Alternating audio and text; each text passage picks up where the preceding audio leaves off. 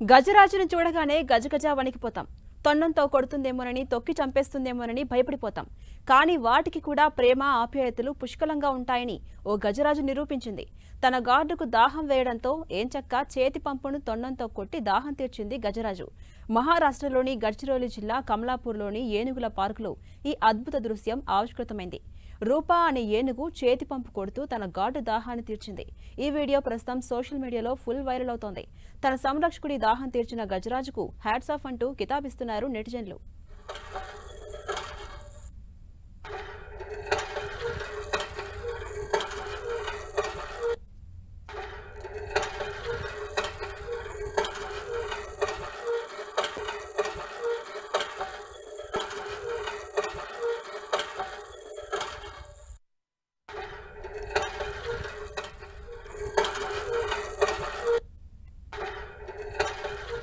గజరాజును చూడగానే గజగజ వణికిపోతూ ఉంటాం. తొండంతో కొడుతుందేమో, తొక్కి చంపేస్తుందేమోనని భయపడిపోతాం.